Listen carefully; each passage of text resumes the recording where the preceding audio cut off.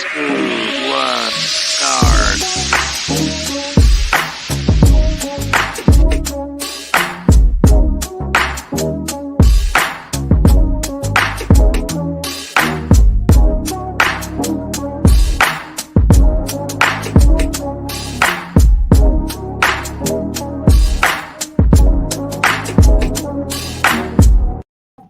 Yo, people, welcome back to the YouTube channel. You already know what time it is. It's Battle of the North.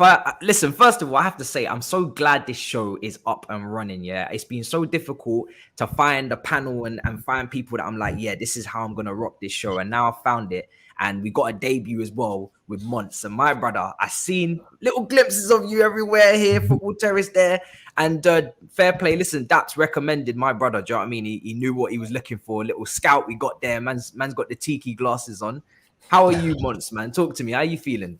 Bro, it feels good to be here. Obviously, my voice is a bit gone from Carney, so you know what I'm saying. was you on top of the bus stop?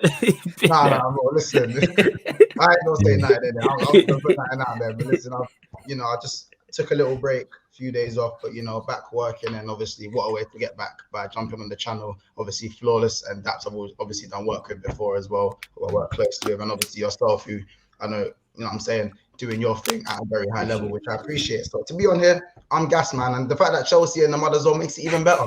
So we're all here, you know what I'm saying? But obviously, no, on a serious note, thank you for having me on. And that's obviously. See, Matisse is good at this. He avoids certain things. He avoids Chelsea coming up. we have to be careful because this is Battle of the North, and my team's in the South, but obviously a little bit on South at the moment as well, by the looks of it. Yeah, listen, we'll talk about it. Unfortunately, this show is actually based upon Premier League predictions, so we have to talk a little bit about everybody, not just your team. So yeah, you will have the opportunity to stick it on me. But you mentioned Carnival. I saw the clips. I saw Flawless out there too. Lewis and them man there doing all types of madness. Is there anything that you could say and disclose on here? You know how we like to have our little convos outside of football as well. Share with the group, man. Did you do anything bad? Nah, never did me bad. Nah, I didn't do anything bad. I'm just saying my voice is slightly gone because of it. Yo, I enjoyed myself. That's what I did. I went there and enjoyed myself over 2 days. Ran into Daps, which was great. Ran into Daps, ran into Soups. I enjoyed myself. That's what man went to do. You hear my voice break there. I'm still mashing. You know what I'm saying in that. But you know what? Yeah, I'll be 100 though. Yeah, when I was like, because I was like, Flawless, I'm gonna come and link you and Lewis. Yeah, and I'd said to Soups before, because I haven't been Carnival for 10 years, and wow, real talk, and it's like. There's one place that I was like, but we're avoiding a certain place that I used to go when I was a lot younger. And when I asked these men where they are, Rampage, I'm like, oh. Exactly. I'm way too excited on camera. Rampage lived up to the name. Yeah. Talk to me about Rampage, right? Daps and you guys. You all went.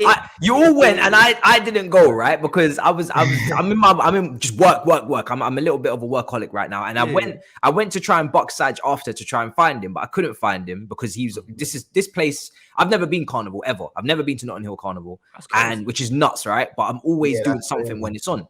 And I get there when it's over and people are starting to flood back onto the central line and clog up the tube and that. Worst decision I ever made, because then I got to queue up with them and I didn't even go out and get paint on myself and get nobody. So I got a girl in it. I have a girl as well, so I really don't have no business being out there like in the field anyway. And it looked mad. It looked very mad. Usually to hit Rampage, you need to be so Carnival usually locks at 7, I believe. Rampage usually locks about 4. Yeah, and it's not because it's like that's the designated time. It's the police have had enough. By 4, right? And I don't know what time it locked because, like I said, I knew Flawless and Lewis were there, so we passed through to say Lewis as well, man. I couldn't be there, bro. I can't be in them situations. From previous experiences, bro. I get it, man. I understand. You know what I'm saying? Because where Rampage is, there's other parts you can go to. There's literally 2 other stages right next to it. So when the Rampage, we was like, all right, let's move. We were just moving like it was in a circle. You know what I'm saying? In that time, then we go elsewhere. It was on point, man. I enjoyed myself in it. But look, do you know what? Rampage is I've got to watch my what I'm saying, obviously, but it's just a thing where there's one float. Obviously, there's loads of different floats in it. Obviously, playing different types of music. Obviously, usually Caribbean based. There's one float called Jamaican Twist, and where it's just like it's just straight soca, dance hall, and obviously, it's proper. It's a proper good flow in it, and you just enjoy yourself. As I said, Carnival hasn't been around for 3 years, I believe, because of obviously the pandemic. It was so good for everyone to just get back out there. I said it on Twitter. I announced it. I said, listen, if you see me in the industry or whatever, say hi, but just know I'm gonna be on my worst behavior because it's been 3 years. I'm Jamaican. It's in my blood. I'm allowed to enjoy myself. And when we get back, I go into my cave and, 24/7 YouTube again. Why not? Yeah, exactly. You work hard. You know what it was, though? You work hard, so it's deserved. It's a deserved break. You see, when you're walking about in Carnival, the one thing that I will say this time, is, and I know Soups agrees, who's behind the camera, when you're walking about between everywhere, and there's big crowds, like let's be clear, there's big crowds. You know what starts most of the trouble? Go on. The chicks that walk through thinking they're 6'5", like pushing man out the way and whatever, and it's like it's that causes the trouble. You don't realize you're like women are walking through a bit too like aggressive, and then it's making. Did you not come in? Like, I see that. That's the crazy. That's the crazy thing is I seen the odd bit of trouble, but most I've been going Carnival for years. I go every year in it. Like I'm a regular. Like I go both days every year. We've already set it up. Yeah. I'm a vet, fam. I've been a vet. He was going the last 3 years when it weren't even on. Mad appearances, bare goals, and that they need to build by the statue, but that's a whole other thing. Innit? I'm in the Hall of Fame. Man said he's Pele. I'm in the Hall of Fame. I'm solidified. You get what I'm saying? And that solidified. People talk about it. Yeah, go on. The carnival, the maddest carnival I actually been to, for mad vibes, I went to one in Manchester one time in Alexander Park. Yep, that's the Manchester one. Yeah. I always go to the after thing. You know what I'm saying? Like, big like overcoats in June. Yeah, 100%. You know what I'm saying? I just love confidence in it, and I think that there's always this notion about that. There's always this notion. No, listen. No. Hear me out. Let me be myself. You can show that confidence in your signings, bro. I just love the confidence in it. Like stuff like you'll be walking and like I don't know. Usually you'd have to speak to girls. Enjoy yourself, mingle, do what you need to do. This one woman come up to me. Like she looks a bit older than me, obviously, what I'm saying, and it was not difficult, bro. Talking to me, and then she just goes, "No, do you know what? I just want to see if I still got it. You're right though," and then she just walks away. I love that. Like, she saw the 16-year-old and thought, "Let me try it out on this 16-year-old." This is what it is to Monts. See if I still got it. I've got a man, but take care. I said, you know what? Take care. I love that. Most people who go, everyone wants everyone to have a good time. So of course the negativity and the trouble, like I said, is rare. I've been going for years. It's very rare you see trouble. I've seen more trouble in going to clubs, you know what I'm saying, and being at events than I'm at Carnival. People understand how packed it is. People understand people have been drinking. And more often than not, if someone bumps into you, they'll apologize. You know what I'm saying? It's happened where I've bumped into people and it's like, I apologize. And they're cool. They just looking to dance. Like people just looking to enjoy themselves. Sounds like very prolific. Where else are people on bus stops? You know what I'm saying? And that there's like 3 bus stops that caved in, and that don't happen. That's good times. You know what I'm saying? Yeah. Apart from the girl where her neck it landed on her neck. Why was it? Again, you got to be the one in blue. The one in blue. Yeah, the one in blue. You got to be aware though. Why are you walking underneath a bus stop? But you have to ask yourself, and this is how I'm going to segue into football for the listeners, because this is why you have to be press resistant.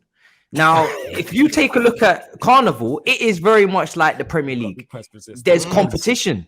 There's competition for places. It is very aggressive. It's very everybody on bus stops. Yeah, everybody spends. Do you know what I mean? Everybody spends, and it's like if you want to survive, you have to be press resistant in the midfield. And she wasn't. She was in La La Land. She thought that it was safe. And it's never safe. And then turnover.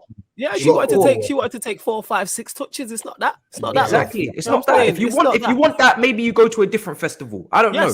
The ones where there's less people. But this is crowded. So this is see what's happening. Danger with wines, with everything. You have to be you have to if you see the most beautiful woman that you think is over there, again, you have to be press resistant. You have to check your shoulders, because a 6 foot brother, 6'7" brother could be above you, ready to. You can't be ball watching as well. You can't be ball watching.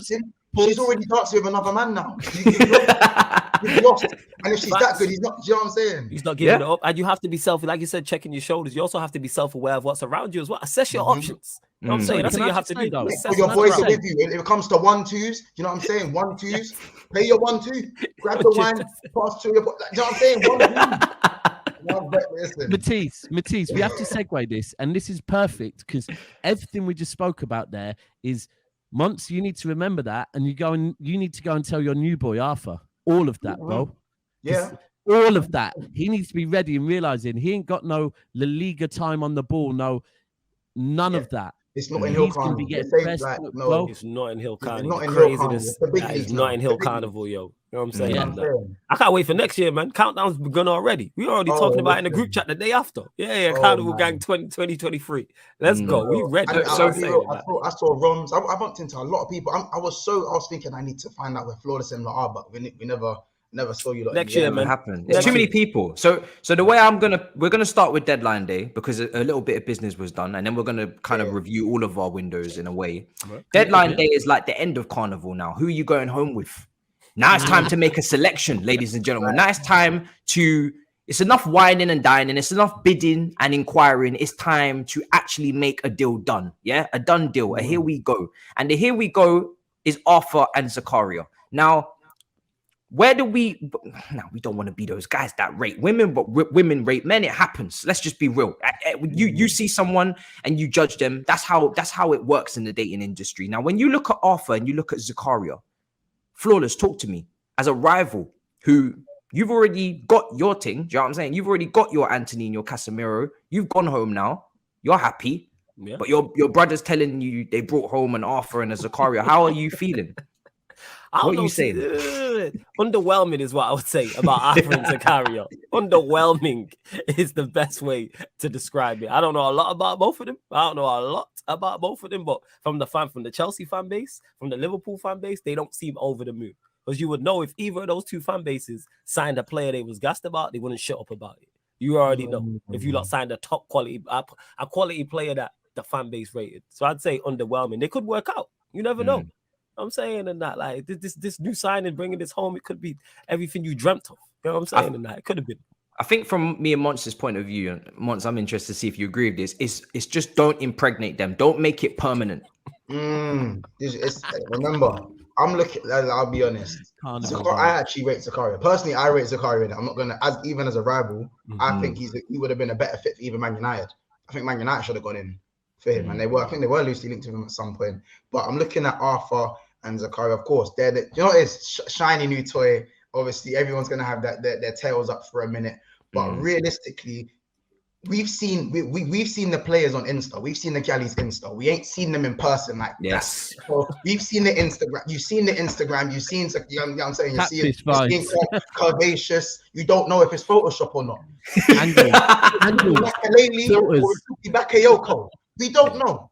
Do you know what I'm saying? Arthur could be, I don't know, Luis Alberto, or it could be Thiago. We don't know, bro. So what we do have to do, we have to go get the CRB. Man, them know about the CRB. You got to do the CRB, see how they do in training, bring them on maybe at the end of the game, give them 20 minutes. You know what I'm saying? Remember, Zakaria and Arthur, they don't have Casemiro money in the bank. So they are allowed to have faults. Yeah. Do you know what I'm saying? They're not coming in with the most crazy amount of pressure. Zakaria has to come in over Kante. He's been living off his smile for 3 years. Let's be honest now. You know he's been living off the smile for 3 years. He's still a good player, but he's not Makalele Kante. Let's be honest. You know what I'm saying? Obviously with the injury, I don't think Zakaria's got too much competition. J5 can run. He needs to be given 100%. He needs to be given that time that I feel Sal didn't get given. You wanted Sal Niguez to get more time. Oh, listen, I'm a City fan. I couldn't give a shit. Right? But yeah, he trying to set you up for fail, yo. He trying to set you up for fail. I respect it. I'm just saying, you man, like I saw similar issues in him that I saw in Rodri in his first couple of games. Right, I did. He was receiving the ball in his own half, facing his own goal, and he was thinking he had 2 weeks to turn around. and he'd probably make about 35 degrees of the turn and have the ball taken off him, right? And that was the same with Rodri first couple of games. Rodri had to realize, listen, bro, if you receive that ball in certain areas, don't think this is La Liga where you've got time to turn around, look up, find a player. You have to know what's going on. You have to know your system. You have to trust your players around you, know your triangles, and lay the ball off and know that it's to the right player. And that is what I feel any six that joins this league from another country needs to get to grips with the quickest. It is knowing you get, especially in that position, if you've got the ball from your defense and you've got your back, you're facing your own goal, don't think you've got time to turn around. You haven't. Someone will be on you and take that ball off of you. Yeah, it's interesting. I still think it's so interesting that it kind of says a lot about the fact that Noah went for Ndidi, because that shows that guy is just his stocks have fallen so quickly, man. Yeah, his stocks have fallen massively. Let's be real. Ndidi's stocks have plummeted. It's him and Tillerman's, both of them. It's like NFTs. Yeah. Everybody had one, right? But now I don't see any of the players repping their NFTs on socials anymore. I don't know what's happened. Yeah, that being said, where's Dammy at actually? Because I asked him about NFTs. And he said he'll get back to me and never did. So Dammy, if you're watching, big up, number one. Number two, the industry is very fucked. Shout me. You know what I'm saying? This guy was like, yeah, I got it. I was looking at it. I was speaking to him earlier today. The NFT and crypto industry is not for everyone. And when I say it's not for everyone, it's not for anyone. I mean, Jurgen Quad stocks are very high last season. And as you know, I was giving out my free courses to people. You know, paying their money to get information. But while we're talking on sixes, just really quickly, I feel like, you see, I think Casemiro, it's an interesting one, why he's going there. But do you not think that this isn't just because they, like, obviously you lot had your issues, Flawless, with De Jong, right? But do you think after Ten Hag's first couple of games, it kind of, maybe when the board went to Ten Hag and said, you know what, we can get Casemiro, that maybe after a couple of games against maybe teams that aren't seen as the elites of the Premier League, he thought, you know what, actually, yeah, that might suit us right now more than getting in a six like De Jong that is a kind of Rodri-ish type vibe, you know, ball playing six. Let me go and get, I'm not going to say he's a destroyer. He's not a destroyer. He's more of a water carrier. And it does suit you that little bit more, that it could end up being quite a clever signing for United still. That was brilliant business. Signing Casemiro was absolutely phenomenal business. And I don't think it was either or in regards to De Jong, because they do two separate jobs and they complement each other. I kept saying this the entire time he was linked with De Jong. Yeah, we didn't, but I was saying the entire time he was linked with De Jong, we need a Casemiro type. Yeah. And even when we signed Casemiro, I was like, go and get De Jong. They don't do the same job. They complement each other very well. Yeah. I'm still over the moon that we signed Casemiro, because when it first got leaked, I was like, no chance whatsoever that's happening. Go on. Flawless. Just obviously, like, that is a brilliant signing. Like Casemiro, I think, as I said, top 3 CDMs in the world, very decorated. He's made a significant drop off. Why are you smiling at that, bro? I know where you're going, bro. Carry on. You know exactly where I'm going there. But, say. Like, be good. Go on. No, I'm just saying. So I know you, fam. You forget this, innit? Like, before Monts continues, I know Monts people. Like, this is why it's done. We stopped your flow. But go on, innit? Here comes the bullshit, innit? This is right here, innit? You know what I'm saying? And that. Go on. I'm just saying. What? Casemiro, he's dropped down a level from Champions League to Europa League. He's obviously taken a pay rise. So just putting in the context now, I think he's a very good professional, so his efforts are never going to drop just because of a pay rise. He's not that player. He's not that guy. He's a brilliant CDM. Now, since the Casemiro signing and the thumping of Liverpool Football Club, which again, Matisse, Daps, we lost that game for you guys. We kept the Glazers in another 6 months just because of that, by the way.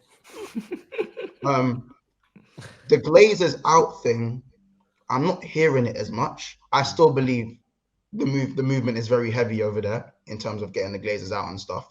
But amongst the craziness, you go and get Casemiro, Matisse gets Zakaria, and I struggle to get, and I get Arthur on the final. We make signings on the final day. So is it really all doom and gloom? In regards to what? In regards to what? What are you asking me? I mean, like, you lot are able to drop. Go on.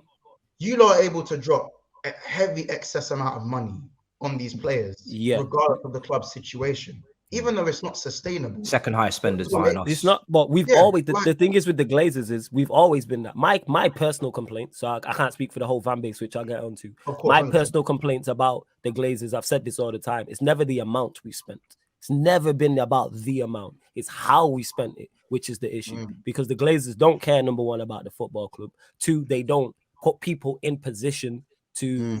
They don't have the right people in the hierarchy to make footballing decisions. Because I've said this before, can United dominate with the Glazers? Absolutely not. Can we win that whole winning Premier Leagues back-to-back, Champions Leagues, like getting to 2 finals in a row? That's all dead. But can we be successful on the football pitch? Yes. Can we compete for all the other trophies? Yes. Back in the day, Flawless, I'd say if the Glazers were around back in the day when football wasn't a game of chess, because let's be honest, system players are more valuable than names. Yes, absolutely.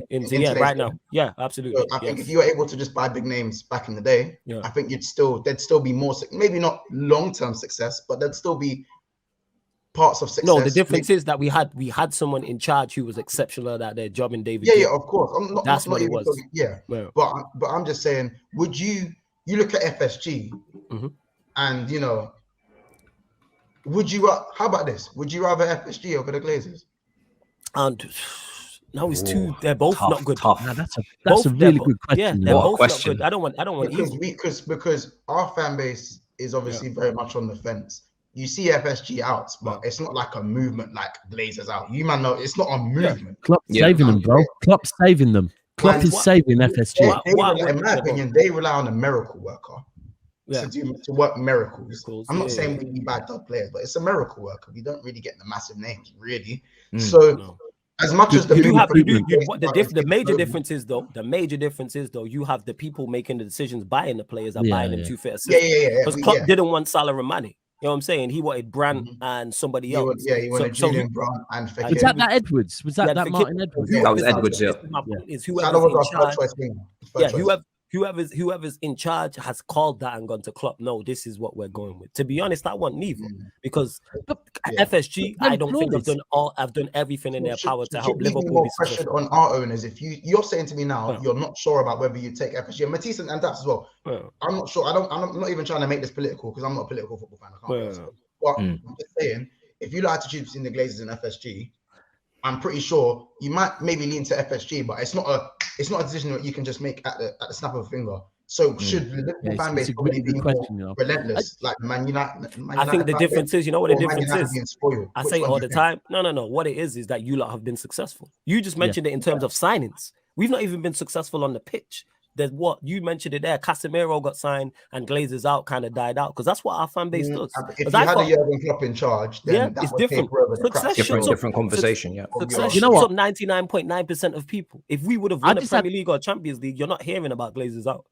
We signed Ronaldo, you didn't hear about Glazers out or Bruno Fernandes or Casemiro or players. Like our fan base, is not serious. This is why I don't get behind any protests anymore. I was at the protests when that game. Sorry to call you off. That's when the game got locked up. I was there.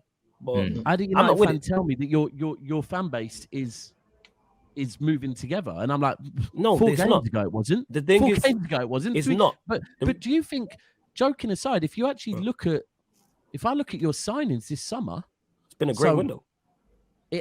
Just like last season, and I don't want to be reactionary because it's only been a great window. Been a few games, but so far Martinez is looking very good. Don't try that shit. Don't do that, man. You know what I'm saying? You know it wasn't. We streamed about this. Don't try it, you know. We streamed. Everyone else. Let's talk about it, right? So stream together. You know what I'm saying? And people were talking about United title charge and that. Again, I use this example all the time. When Ronaldo was signed, that was on stream with Statman Baines. Shout out to Statman Baines. It's still live it's still available on his channel. Baines is gassed, jumps up out of his chair, Ronaldo, and he goes, why are you not gassed? Because I seen all of this coming. Go back and look at episodes of Man United, and I'm talking about I don't want Ronaldo for X, Y, and Z because this is what's gonna happen, and it's played out exactly as I called it. Exactly as I now look at the situation we're in. This window that we've got. Let me ask Daps. You see, when you saw their window last summer, we're going to review their summer now, and we're going to do that next. But when you saw their summer last summer, what did you think of it? Did you think it was pointless and a waste of time, or did you think, because a lot of people thought that's them now moving into a title race? You know what? I'll be honest, because I can be real. Every United fan that I had round me was saying, "Nope, we need a 6. We need a 6." And all they were screaming was, "We need a 6." I couldn't care less about everything else we've done. We need a 6. And they were all saying it. And I was probably one of the ones that was going, nah, come on. You're copping out now. You can't get Ronaldo. You can't get Champions League Varane. You can't get Sancho and then now be screaming a 6. Because one of my things is, we were having this debate, I think last night, Monts, on your channel, with when people, I can't even remember who. It was Lewis. No, it was on Coppish. It was Lewis last night. So many reasons why Chelsea still, we can't expect anything of Chelsea this season. So much, right? And like, someone said to him, "Why are you looking for perfection? There's no football club that has perfection." Like, let's be real. Manchester City, we've made the most of not having a left back and made the most of not having a number 9. No manager ever has perfection. But I underestimated the need for them to get a 6. And I probably would have said on paper, last season's transfer window for United was better than this season on paper. Exactly. So now on paper, the thing is, now, it wasn't. It wasn't. No, of course it wasn't. But now when you look at it, and we're missing out the key component as well. You know what the key component is of this? Who was in charge in the dug? Manager. I kept saying this. If Tuchel, of course, Klopp, and Pep had let Oli win a league title, they need to retire immediately and be taking away their titles. And we need to scrap football for a year. So looking at managers. But for me, I look at your transfer window this season, and I go by admittedly only, I'm going to say 5 games, but not all of them played in them. Yeah. I think Martinez and Varane are showing signs of being strong as a partnership. I think it's massive that Martinez is not having to worry about Shaw.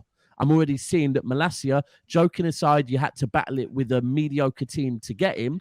He's come in, and so far, like, I saw more energy trying to win the ball back than I ever saw from Shaw. Admittedly, yeah, sometimes he'd lose the first ball, but Shaw would give up, whereas Malacia was chasing back and winning it back. Right? Exactly, because and it's already that allows Martinez to focus on being a centre-back or not focusing on covering Shaw for his fuck-ups. Yep. We haven't really seen Casemiro, but we know Casemiro is going to do a better job than McTominay. Actually, that being said, Casemiro yesterday when he came on was very good because he was on for a longer period of time. He scared the shit out of the Southampton player and made him run away. Well. He was good. He played well. Yeah. He played well. But also Sancho. Sancho, well, there you go hating, innit? You know what I'm saying, innit? Of course you got to say it. Stay hating, innit? You know what I'm saying? Stay hating, innit? You know what I'm saying? Stay hating. I hear that. You know what I'm saying? He was good, but even McTominay was good. Even not shit enough to capitalize on it. Even McTominay was good yesterday. Maybe a bit of competition might work for him. Even McTominay played well yesterday. I was like, but then I even think Sancho's starting to look more like the player that we wanted because he's playing under a coach. But you have to be real. You've got a coach. I've been saying all of these things that I was saying for the longest, and people like Monts weren't trying to hear this. You know what I'm saying? When Monts last year was trying to criticize Varane, yes, you Monts. When you were trying to criticize Varane, his cheeks. No. Okay. All right, you think his cheeks? He's played well so far this season. Games in 55 appearances is good enough. I wish he'd played 55 games for Manchester United. You know what I'm saying? That's a big problem. Yeah, he played 55. Let's dump it down to the Premier League. Let's dump it down to the Premier League. I think he's played 25 appearances. So 25. He's putting in 1 in 5 good performances. No, but again, like I said, back to my point is if you're trying to skew from it, I'm talking about everything. You know what I'm saying? That's as a structure. You said it. You said this literally on the show. Because Van Dijk is Lovren and Degsy and them, man. You do, innit? You know what I'm saying? How's Van Dijk looking this season without that midfield in front of him? Oh, so again, how's Van Dijk looking? Let's speak on that. I rate no. The thing is, I rate Van Dijk. You know what I'm saying? And that it's funny, but I actually rate Van Dijk. 3 good games for Varane, for Rafael Varane. And then you're talking about 3 bad games for Van Dijk. When one's been good, I didn't mention the 3 bad games. The other one's been carried. I didn't mention the 3 bad games. I'm also seeing these images circulating of Manchester United defenders trying to do this kumbaya with them hugs and them kisses after the clean sheets because they know they don't want Maguire and Shaw to come back into this. Here's the thing: is because one thing I'd say because the bar's been on the floor. Get injured. That's what it is. Because of the bar's been on the floor, and we actually now have not only competent individual defenders, as a collective, they complement each other. I was screaming out for the Martinez-Varane partnership. When we signed Martinez, before a ball was kicked, I was saying, that's the centre-back pairing I want to see, because I believe that's the they both suit each other from a profile perspective. And in these the three games they've played, we're seeing that. Dalot I've always been a fan of in terms of a modern-day fullback. And Malacio, I said, I didn't know a lot about, but he's P&P, so he's going to be better than Shaw. I already knew this. I said, just give me an outlet. Just give me pace and power. Let's review it, right? Because we got to do the other two clubs as well. Let's review it. So we'll start with you, Flawless. This is your team. This is a better window. You seem to have plugged every single issue that you needed to plug. You've got the winger to go on the right wing. Sancho's on the left. Nah, you got the DM, you got the centre back, you got the left back. What else did you want? We needed a strike. We need a striker. 110%. That's the big miss. So I start with the positives. The window's been good. Like Manchester United, rival fans, I get it. The likes of Monts and others like hating on it is because their rival fans are running banter and running jokes. I do the same in it to Liverpool.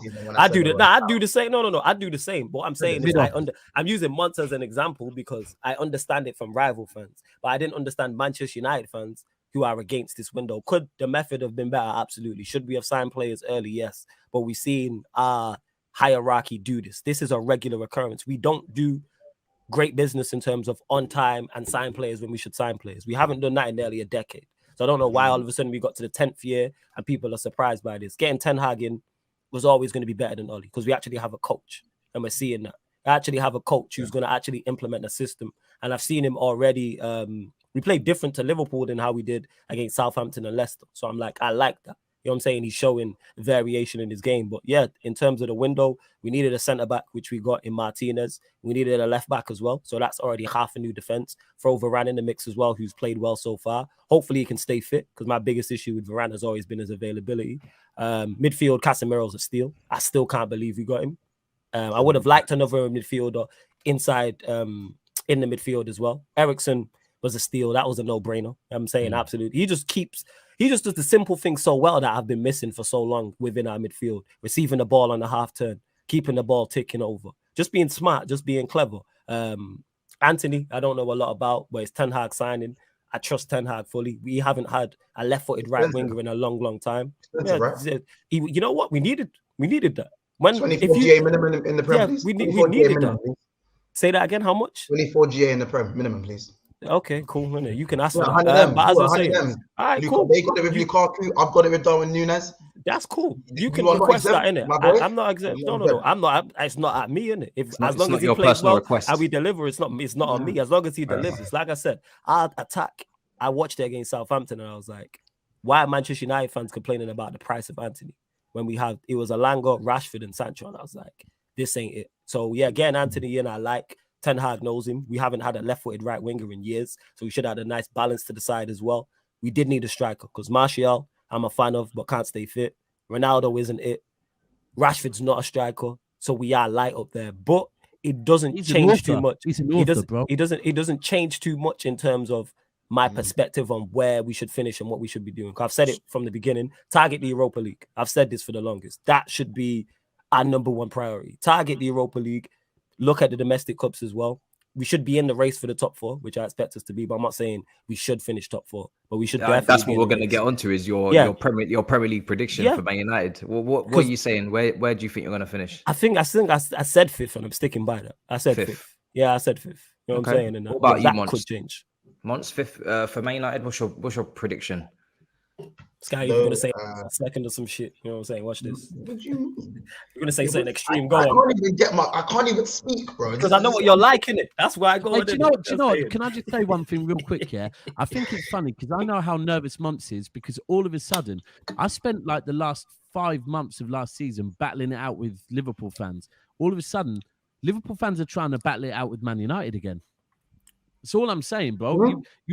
It's true, bro. You're going back at Man United fans. Talking about you. He said Monts. You know what I'm saying? He said Monts. He said yes. Big 6 months Monts. He said money making Monts. Yes.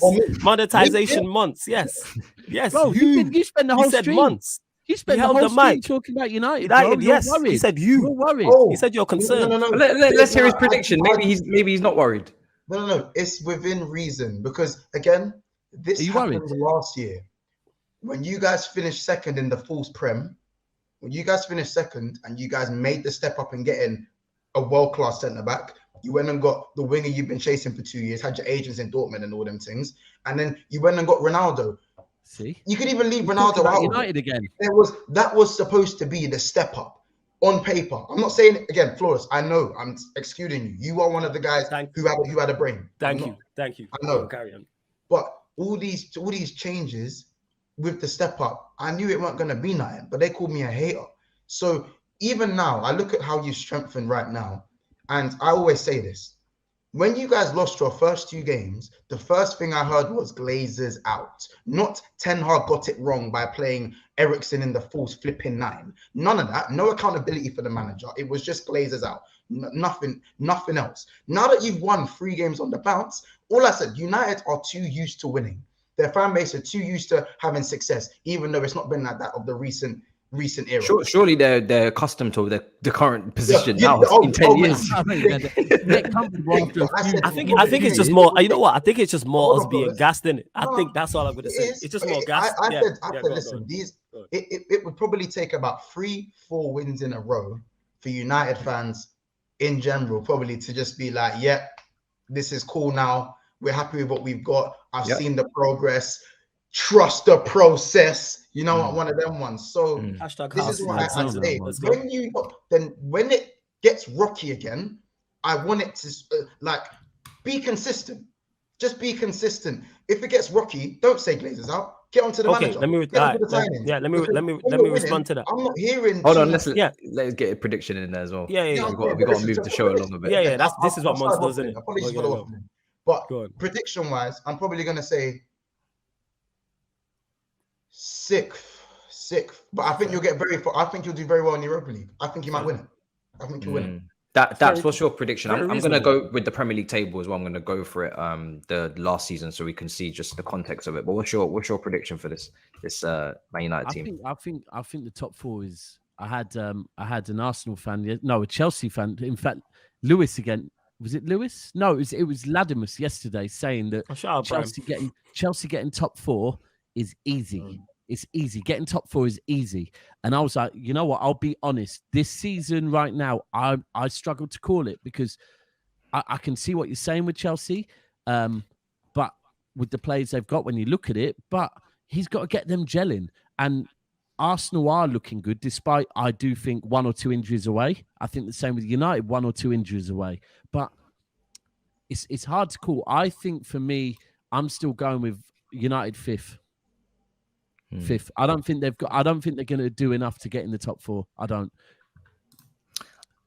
Man United last season finished 6th, but they got 58 points. They were 11 points off of Arsenal in 5th. So it's more now about being closer and actually involved in the conversation this time, and less so about. Because the league position can be the same, but the context can be completely different. I think clearly Man United's main task would be trying to win the Europa League as well to get Champions League qualification that way. Yeah. Arsenal, maybe, I don't know. Arsenal fans want to go for top 4 more because obviously they just missed out. But maybe Europa League is also something to keep an eye on. Never do anything in Europe, innit? Yeah, exactly. Exactly. So my prediction's going to be for Man United. I'm going to give them. It's tough. I'm going to give them 6th as well because I feel like they'll take the Europa League very, very seriously. And it's a balance. And there are a couple injuries to certain key players, to some very, very questionable individuals coming back into the team. Maguire. I think, but the thing is, I will say about that is I do agree with you, Matisse, in terms of injuries, but I think that's everyone in the top 6. That is everybody. That is outside City. Exactly. We've seen what happened with Liverpool and Chelsea when injuries earlier, just this season alone. Once injuries kick in, we've seen it. You know what I'm saying? Exactly. We're the same. Arsenal are definitely the same, and Spurs are the same. I think Matisse's got a good point as well with United focusing on the Europa League. I think one thing you can say is the further in it that Chelsea get, the more Chelsea will. Because I'll be 100. Like heritage, and being able to win a Champions League means a lot. Right? Trust me, I know it. Yeah, I've witnessed it. I've experienced it. Chelsea have won 2, and last season, Chelsea and City were both pretty close to beating Real Madrid. Chelsea were very close. At one point, they were dominating that second leg, right? Yeah, so were Liverpool, and I think that if Chelsea get to a latter stage of the Champions League, Chelsea's eyes could come off the ball with the league as well, because they could think, you know what, we could just go and bag another Champions League. Why not? Tottenham fans, I don't know. Game to play. It is dangerous a game to play. For all of them, it is, Matisse. But I do with Chelsea. Once you've won it, and especially with how recently, if you look at it, you've won 2 in pretty recent years, right? Tuchel knows how to do it. Your team knows how to do it. It's one that it's the hardest win. Easy ever, distraction, yeah. But it's an easy distraction. And the same, I don't think Conte will, but Tottenham fans, I'm sorry, but Tottenham fans, to me, they seem to want to put all their eggs in that Champions League basket, which confuses the hell out of me because I don't think they've got a chance in hell of winning it. But I think that's a valid point, as well as with the injuries, that all of the eyes, even City's, we get to a last stage in the Champions League. Are we just going to go, do you know what? Actually, we need to win one of these. Are we going to take the eye off the ball with everyone? You can afford to, because I think you're going to be that clear that by the time Champions League latter stages comes around. But I know City fans, they like to be humble and all these things. Yeah, I know you guys don't want to put too much stock into the Premier League title win because it's too early and all these things. It's a wrap, man. It was the show's over for everybody. So let's 24, 100%. Because we spoke about Arthur a little bit. We're going to leave City to the end because that's where we're going to talk about the team that I think everybody's going to have top of their prediction, especially with the way that they've started. But we continue on Liverpool with Arthur, and then let's go through the rest of the transfers. Obviously, Nunez. You feel obviously every Liverpool fan was screaming they need a midfielder, and then it took Klopp going back on his words. I guess Fabrizio put that out there that he needed one. He got one in the end. Nunez comes in, you lose Mane.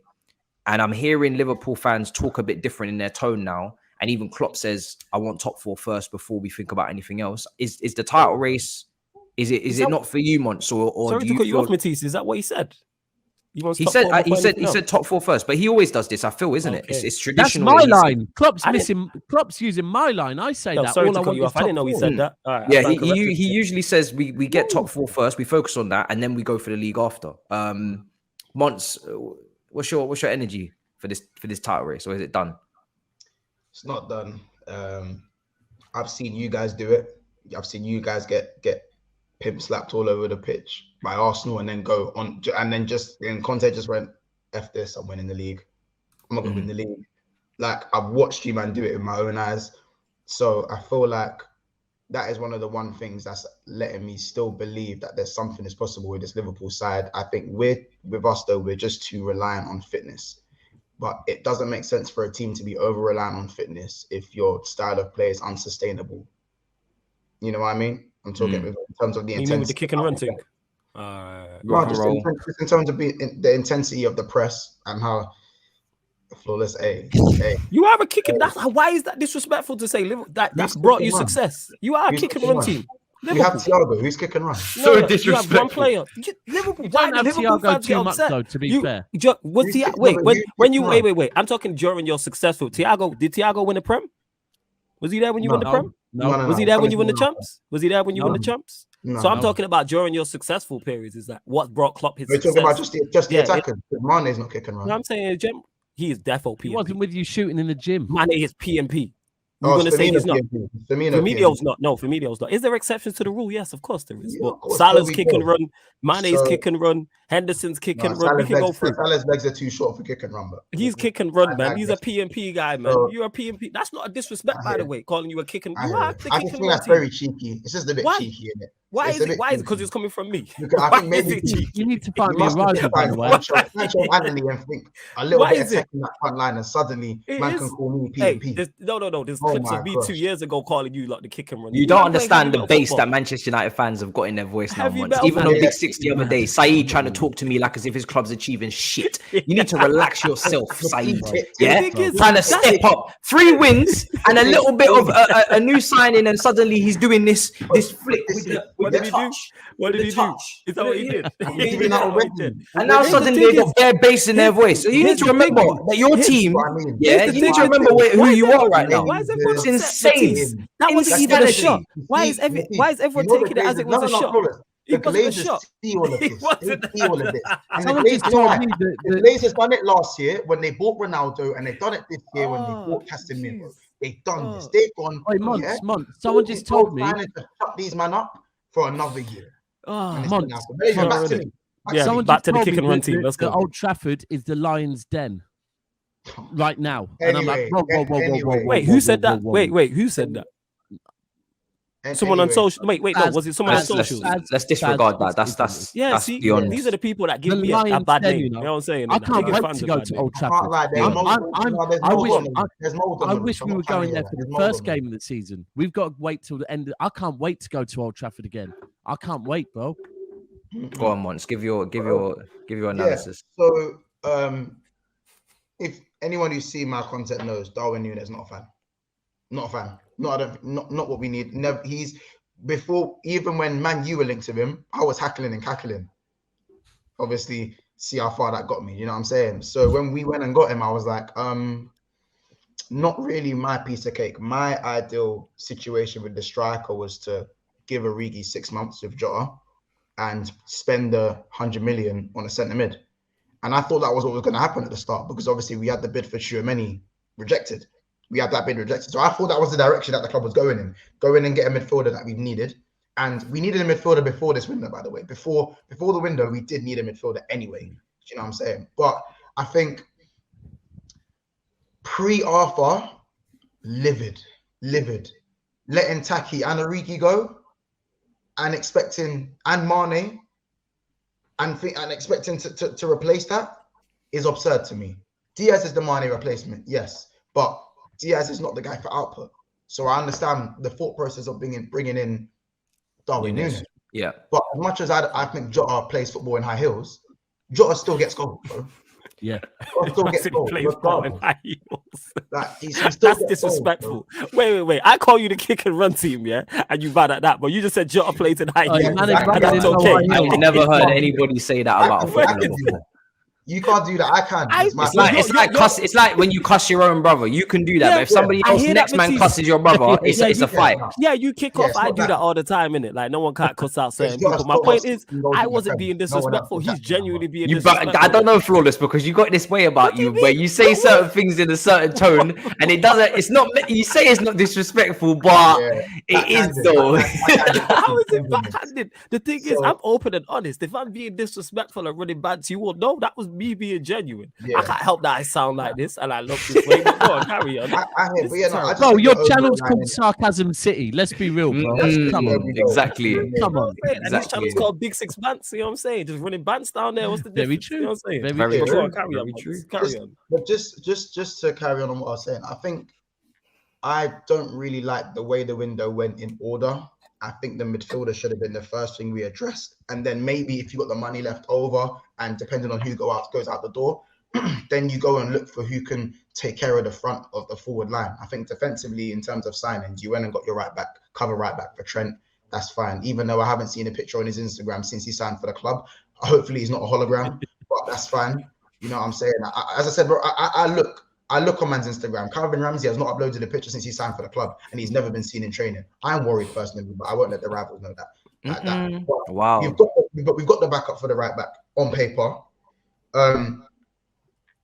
Thiago is not going to give you more than 25 Premier League games, unfortunately, for how good he is. He's not going to give you that many games. Fabinho is being ran into the ground, so you can't keep relying on him, because when Fabinho doesn't perform, no Fabinho, no party.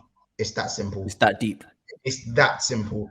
Every team needs a six performing to the best of their ability to get the best out of the rest of the players. One of the most important positions on the pitch. And Fabinho has been underperforming recently. I think it's due to just playing time and time again. I think Robertson's got no brain cells left because he's just playing. These men need a rest. I don't say you're saying he's a boxer that's taken too many punches to the head, basically. Yeah. I don't say drop these men in it. I say rest them. I think that's a better word to use. Rest the players. Darwin Nunez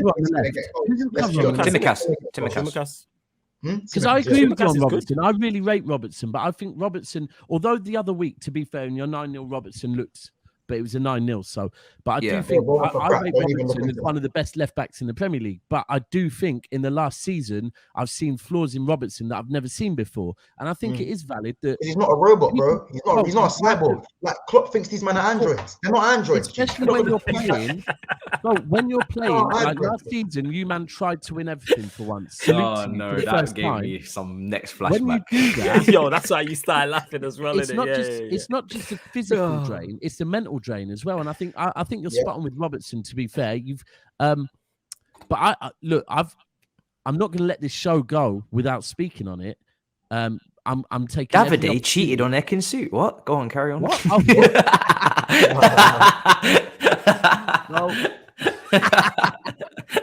what? Let me compose. I had to catch him. That was 2 months ago, Matisse. We're not there yet. We've got to wait a few more months, unless we're doing the Christmas one. But Go on. I have to speak on it because there's this one thing that is always said by Liverpool fans. Monts, I'm not looking at you. I'm looking at Liverpool fans in general. And that is that Edison's golden gloves, Man City's defence, they're not all that because they don't have to do anything because our midfield is so dominant. And that is the narrative that everyone... Is that a bad thing, first of all? Why is that said like it's a bad thing? It's not a bad thing, but that's their way of putting every single Liverpool defender and their goalkeeper in a combined 11. It's that basically Anyways, gonna go with there's no City players. I put Diaz and Cancelo in combined 11. That's why I said not just you, bro, but generally, you've seen it yourself. Liverpool fans will have this narrative. Their 3 centre-backs are better than all of Man City's centre-backs. Their wing-backs are better than City's full-backs, and their keeper's better. Right. Is it coincidence that now, and that's because our midfield, that apparently is so good, I don't disagree, is that there's no pressure put on the defence. Now, all of a sudden, your midfield has started to crumble a little bit, and I'm seeing cracks all over your defence, right? So is it fair to say that, and again, this is like last season when I was... When you didn't, from you even talking about Joe Gomez, I don't even see him as one of your players, bro. He plays like once in a blue moon. This Joe Gomez thing needs to stop. He's not one of the... He's not one of the hype.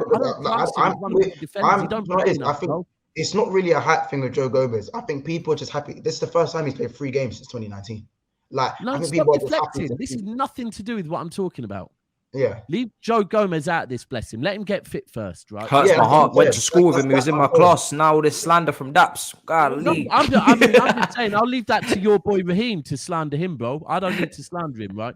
But I'm just saying that it's the same as when you didn't win the Champions League or the Premier League last season. Yeah. And people expected me to slander you. I said, no. All I want you were saving it for this season. All I want is a bit more respect. Let's go, more respect on the fact that when you try and win everything, like we've been trying to do for all of Pep's time at City, it's difficult. So I get it. It's difficult. So next season, if we don't win a Champions League, but we win 2 trophies, please have the same energy this season. Same thing with the defense. Your defense is looking shady. Why? Because your midfield has crumbled. So when you look at our defense, use the same energy. Our defense looks so good. I get what you're saying, because the thing is with that is because Liverpool fans are not so much Monts, but Liverpool fans, like you said, the combined 11 will have half Liverpool in or mostly Liverpool in. But then when Liverpool then fall short, they don't point at Klopp. That to me has never made sense. No. Klopp. Obviously, I think not you, Monts, but I'm saying Klopp is the reason why you can have chest about these players. Is what you're saying, is it?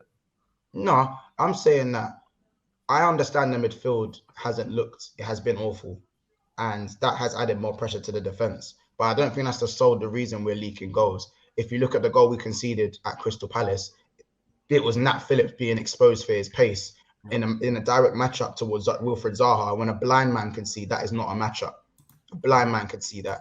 And the reason, that for me doesn't have anything to do with the midfield. That goal that Zaha scored, specifically that one. No, I'm questioning your defense. I'm not questioning your. No. I'm not saying that. I'm saying like it's not even. I don't think it's the similar narrative to the City thing. I just look at Nat Phillips at that time. He's not good enough to play for this club.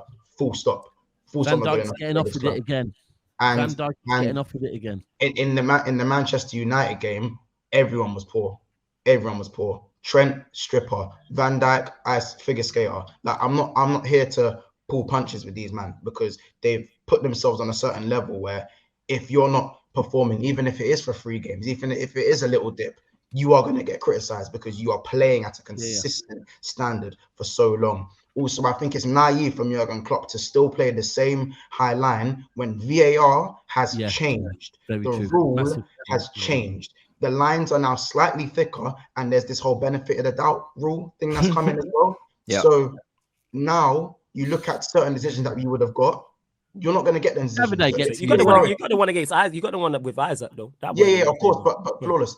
Like you didn't get the one against Rashford, and I personally think if you're going to give Isaac offside, the Rashford one has to be offside, or if the Jesus one's offside, you have to get, or they all have to be onside. I remember we had one against you and Lukaku in the cup final. Yeah, that's what I'm saying. I was like, you can tell Matisse is not over that. By the way, he said that as well. But I was there in person. Of course, I'm not over it. I trekked all the way on the Metropolitan line to Wembley, and I went up there and sat with the gods to watch my team lose the penalty shootout against Liverpool, only for it to happen again a few months later. Yeah, I was like, what is going on? Am I in the Matrix?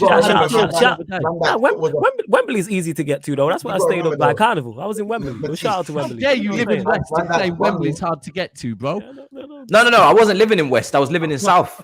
Oh, right, okay. Yeah, like I'm living in West now, but back then I was living in South, and I'm going all the way up there to lose on penalties while I'm a content creator and I'm vlogging the experience like some dickhead. No, I hear what you're saying, innit? But man, also forget that Van Dijk's bunion was offside clearly. When that header got flicked in by Matip, remember? No, I don't remember that. No. These conversations, of course you don't. I'm hearing a whole heap of excuses. That's all I'm hearing. Daps is ready for Liverpool today. Let's go, Daps. Just back on the Liverpool team, I'll round it up. It's They're just not ready for us. I'm not necessarily over the moon with the window. I think Arthur's made it not a car crash, but there's too much reliance on the quality of the signings. Usually, whoever we bring in, they're just adding to whatever we've got so far, which has always been good enough. Now that what we've already got right now isn't good enough because there's been a regression, there's been mental exhaustion, physical exhaustion. There's now extra pressure on Diaz to replicate Mane's form. Darwin Nunez has to come in and hit the ground running because of his price tag. Arthur has to come in. I wouldn't say there's too much pressure on Arthur, to be fair, but like there's been such a strain on the midfield. Arthur kind of has to be already at a decent standard. Yeah. Otherwise, there's going to be more pressure on Klopp and the board for not bringing in an extra midfielder to make things work. So I don't like the reliance on the new guys. It's never been that way. Like Konate's never had to come in and you have to play well. You know what I'm saying? Yeah. Diaz didn't have to come in and start pulling up trees. He come in when Mane was still there. You know but this is what happens, I guess, when you put yourself in and we did the same thing with our midfield. You put yourself in a precarious situation. Now you're panic buying or panic loaning, which is what we've done. Yeah. And now Zakaria and Arthur have to be starting level quality because that is the task and that is the job at hand. Yeah, exactly. So with all this being said, right, you got midfield, which is very iffy, but then again, Carvalho and Elliott, they're underspoken about, I guess, because they could be stars of the season. They could be shining lights. They could be surprise packages. Yeah, where do you see yourself? A lot of pressure on them as youngsters. Yeah, a lot of pressure on youngsters. Yeah, there is. So that's in itself as well, Daps. That's not exactly the part of the plan at Liverpool. Usually there's a bit more time, like you said. So where do you have Liverpool finishing in this season? Go on, Monts, say it. It won't hurt. Bomba-clad. I thought it was going to be an easy second. Right now, second. Could be third if I see worse. Who do you have finishing second if you don't finish second? Because I think you're the second best team in the league. I don't see anybody finishing above you lot. I bar Manchester City. So that's crazy to hear. I think people are writing off Chelsea a bit early. Chelsea will be third. I think Chelsea will be in them. Like, regardless of what's happening. Flawless going to give us his whole league table. I like this. I've been saying this. I said the top four stays the same as last season. Sorry to cut you off. I hate to say it, innit? But it's probably Arsenal or Chelsea, but way more likely Chelsea. I think Arsenal, the first two games they start to falter, it all falls down. You know what I'm saying? Kanye West style. You know what I'm saying? So I think. What you're saying is Pep's undeniable. Pep is undeniable. He's changed. I think, but again, we do have a lot of injuries. I think everyone's just forgotten the amount of injuries. That's what I'm saying. Yeah, that's what I have you second. Matisse, last week, I think there was a show last week or the week before where we were talking about Liverpool and we said there will be injuries and we all go, oh, there will be injuries. Yeah. It's like here we are. 3 weeks in, they're already talking about long may it continue as well. Where do you have them, Daps? I have them second. I have them still challenging. I have them bouncing back. I have the questions around Salah is hilarious. He will bounce back.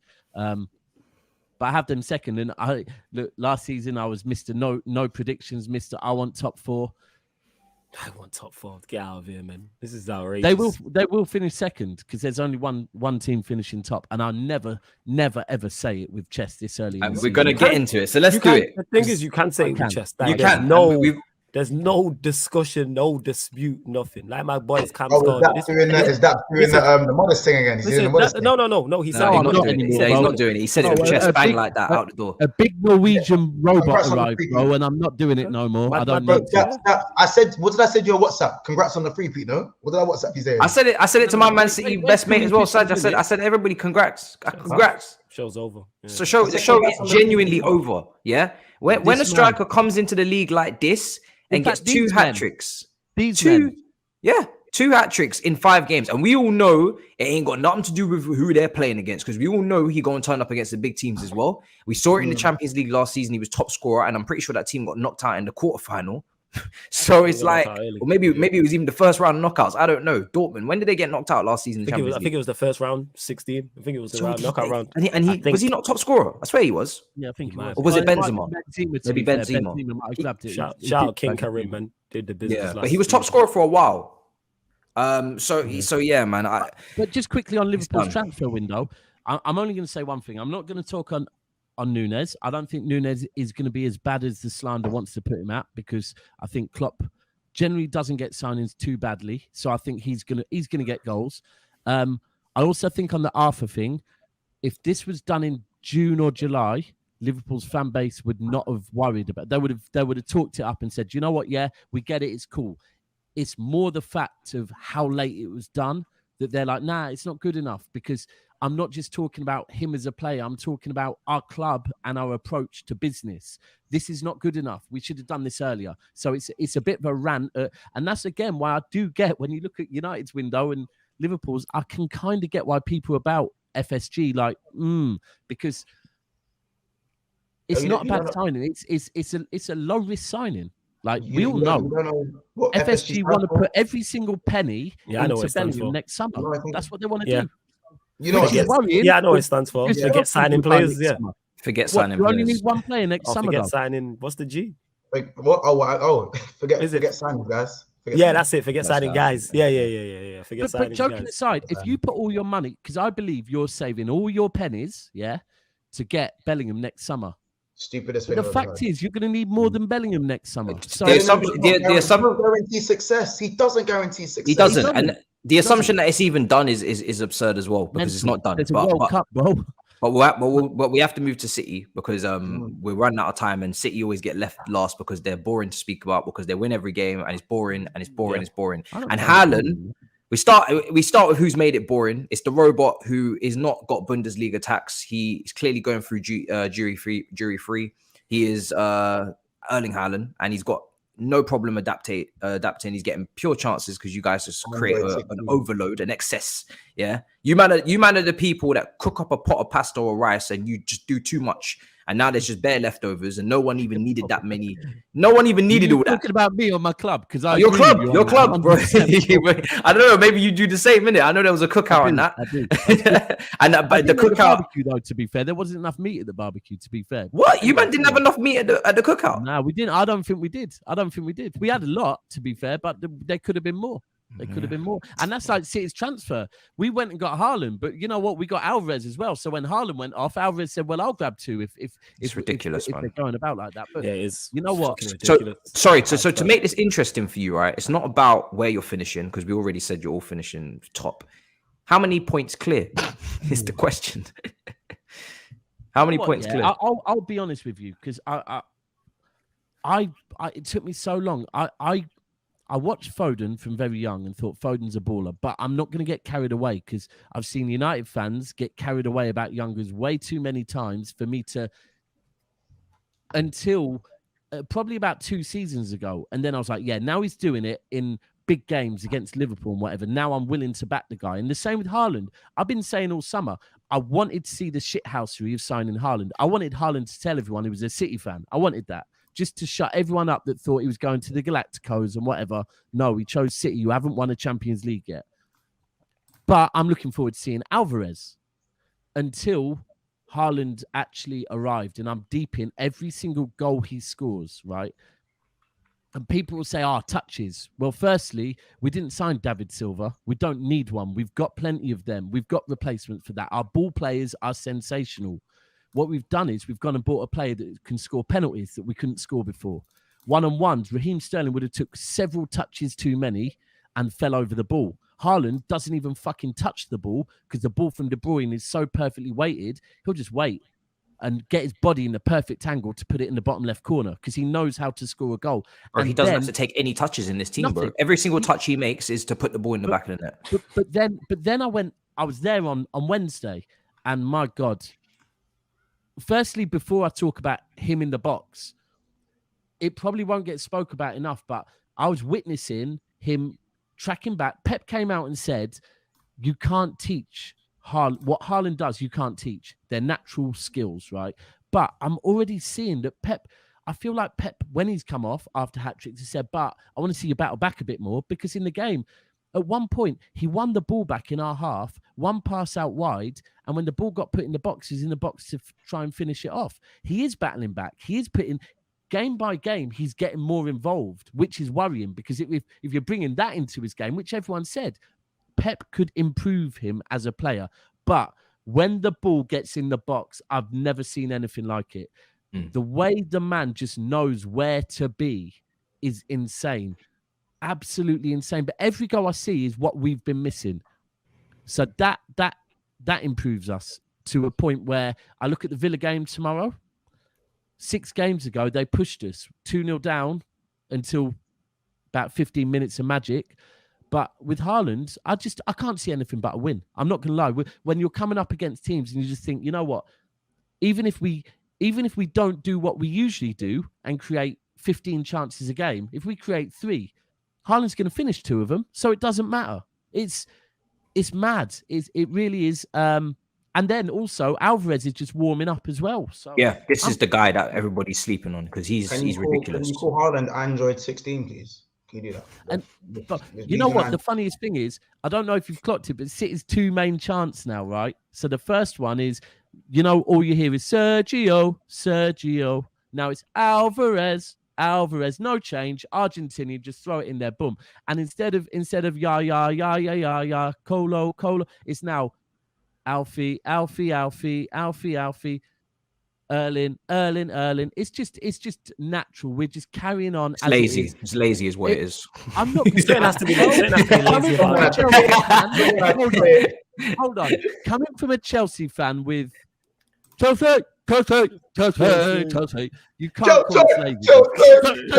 There are levels to this, yeah. We say each Chelsea at a different volume, so you have to understand that it's not just saying it in one way. And there's you're right. And there's a different Chelsea. If you was an editor, you know this as content creators. There's silence gaps, and some of them are shorter than others. Some of them are 1 second. Some of them are 2 seconds. Right. Some of the volume has been changed on each Chelsea, so you have to put some respect. There and then it goes down because exactly. And then the fact that everybody can do that in unison is quite impressive. It's not lyrics like Drake, like with some of you lot going on, but it's still fucking impressive. I've got my X Factor mic out now. Hey, this guy got the X Factor mic. Let's go, Daps. What have you not got in that studio and that? What is going on? So this is the only. Let's be real. Yeah, your team's perfect. You have everything that you need. You don't rest on your laurels. You just keep spending, you keep not spending, but you keep. Hold on. I know you're gonna get triggered. I know you made profit. I'm saying you keep. What I meant to say is you keep replenishing, rejuvenating your squad in terms of you spend on your squad every season. You make sure that you don't just stick with the same team, even though you've made money. So now the question remains: how important is that left back situation not getting tied up, or are you believing in this new kid? Because that's the only area I've seen Man City fans really question. So yeah. Because at one point I was thinking, get Cucurella, keep Bernardo Silva, transfer window is perfect. And then we didn't get Cucurella. Looked like Bernardo Silva was going, and I was having a tantrum. I almost acted like a Chelsea fan, right? But then we brought in Gomez. It's interesting. All 3 of our left back targets are all from La Masia, which is interesting. Also, we've bought 3 players this summer that have all played at Dortmund, which is weird little things. But I can't comment on Gomez yet. I really can't. Too early. One thing I will say is on Ake, is I get Ake's importance this season.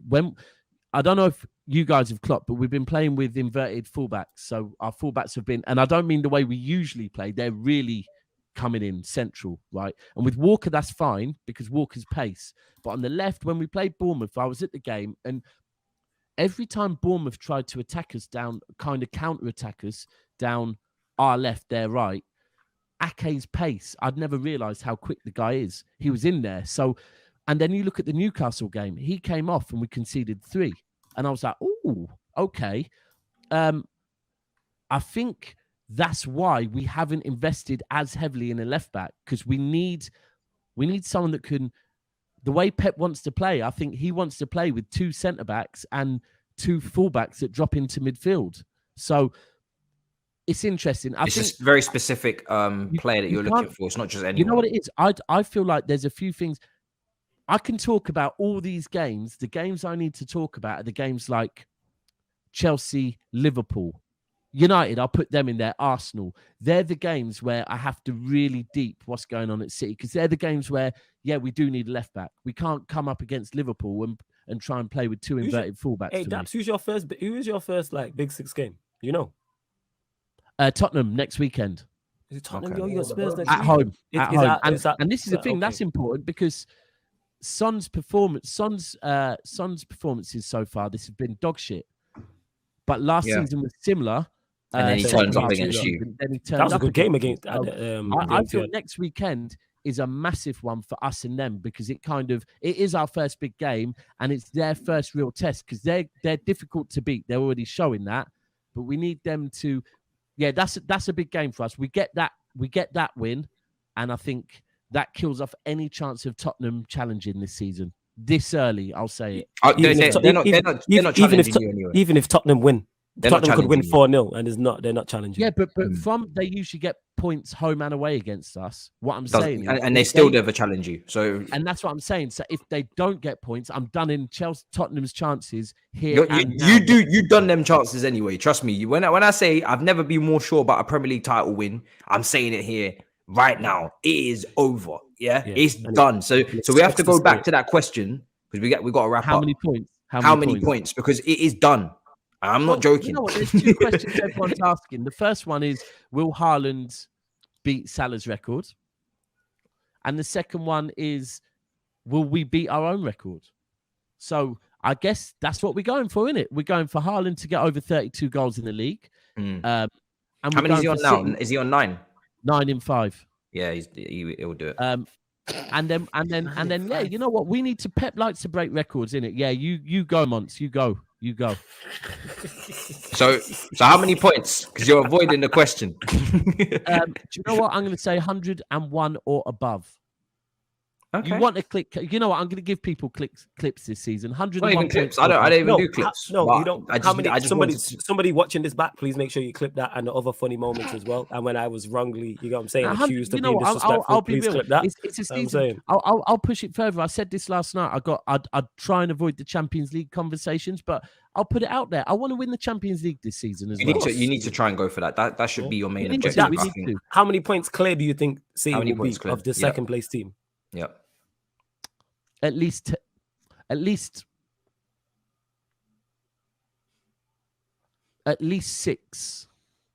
That's not enough. You'll be. But I can't vote because Liverpool. If you, yeah, I hear you. But if you do, my club, this is about other clubs now. Liverpool for me, I can't see Liverpool hitting 90 points again with what they've done. But we will see, because obviously Liverpool have the potential to go on a mad run. And they got the likes of Arthur in their midfield now, so you never know how they can go. You know what I'm saying? All right. Why are you laughing? I mean, seriously. Sarcasm City TV is a dangerous game. It's a dangerous game, and I'm gonna let Flawless, because we got to wrap up because I got another show. But Flawless, I'm gonna let the people know where to find you. I'm just gonna say he's an improvement on what they have. Clear. You know what I'm saying? The branding is spot on. He's an improvement on what they have. You know what I'm saying? That's why Monts said it. It stopped their transfer window from being a car crash. So hopefully he's an improvement. He's going to go in and play in the first team. He's going to get first team minutes. Am I lying, Monts? Alpha's going to play. Yeah, see? I'm saying, so he's in a but we'll see anyway. But yes, people, as Matisse said, why are you laughing? I know, you're bad. You're bad guy. Bad guy. You're bad guy. See, you Matisse, you the likes who give me a bad name and Monts in it. Sarcasm City TV people on Twitch and YouTube, and that's me flawless Twitter and Instagram, man. Make sure you subscribe to the channel, follow all that good stuff in it. You'll see Monts on Sarcasm City TV. Daps has been over there. Definitely gonna get Matisse over there as well, but he a busy guy. But we're gonna make that happen at some point soon, 100%. Defo. Monts, bro, it's been a pleasure on your debut, bro. You brought the smoke when it was needed. Do you know what I'm saying? But the bants as well. Let them know, man. Let them know where to find you. Pleasure. Appreciate it, man. Thanks for having me on, by the way. So yeah, Big Six Bants, war. Just if you lose, you just don't want to be there. You just don't want to be there. If your team's the team that's dropped points, it's tough out there, man. It's a battlefield. But listen, it's Big Six Bants. It's obviously it does bring the bants. It's the Mandem vibe. It's the same faces and new faces. We do cover the top six and a little bit outside of that as well. So if you are enjoying what you see from me as well, just head over there and make sure you subscribe, and hopefully maybe by the end of the year get 5K. You know what I'm saying? Make sure that you also subscribe and keep supporting the 3 other guys here doing amazing work. So yeah, there you go, guys. Links in the title and in the description as always. So make sure you go subscribe. Daps, let them know where to find you, bro. Every time I see you, the studio looks better. I don't know how that's possible. Bit like our team, innit? Yeah, never a foul. Never a foul. It's too easy, man. I'm sick with this passion, shit. man. Bro, yeah, City, yeah, it's too easy, man. It's too easy, man. The funny thing is, I'm waiting for you to become an op again, because right now you're not really an op in it. So I'm watching Monts try and battle with you. I'm ready for you whenever you saying that. I get your sarcasm, so there's a difference. We don't eat from the same table. The man eats the dog food that I don't want to eat. That's as much as I dislike City, yeah. You know what I'm saying? I know, like, weight class, you have to be careful in it. You know what I'm saying? And that, like, you don't punch, you punch in the same weight class, or you punch down. You don't punch up. What can I say to you, lot? I'm waiting for a small chink in the armor in it. I'm waiting for you lot to go out of the Champions League. That's all I can hang my hat on in it. If you lot getting beat in the Champions every time they go out of the Champions League, it's always a party. Every time. Oh, shit, you're streaming Saj when they got knocked out. It's classic. I'm waiting for you to go out of the Champions League as well, Flawless. Hilarious. Yeah, see, this is why I know what I'm saying. That was a low blow. You see, that's what we call in boxing. That's a foul. Never a foul, but that is a foul. There we go. You asked me where you can find me. Never a foul. Never a foul. Never a foul. This brother will punch low. Yeah, facts. We might win more European trophies than you this season, but we move. Listen, Monts, don't worry. We got the cards, bro. We can get the cards. You got the cards there. We gotta start using them. But listen, we're gonna wrap up, guys. Make sure you smash the like, smash the subscribe button. Support all the boys, and yeah, man, it's been another wild episode of Battle of North. It's called Battle of North for a reason. It is a battle, unless it's Daps and his team. Yeah, it's Arsenal easy. It's light work for them. So yeah. What do you mean Arsenal? What's all this propaganda? Arsenal win what? We don't do that. No. We don't do Arsenal propaganda. No. Arsenal win. Oh yeah. We can go to play you Sunday. Arsenal win. Jesus. Yeah. Unfortunately, we just don't have the time. We don't have the time. No, we really don't. But that's the name of the game. I'm speaking with hosts, and when you speak with hosts talk, right? And that's great because it makes me have to host in a different way. I have to manage these talkers because they got a lot to say. And unfortunately, we never have time to get to my team, and that's just the way it goes. In a bit, people. Peace. 3, 2, 1.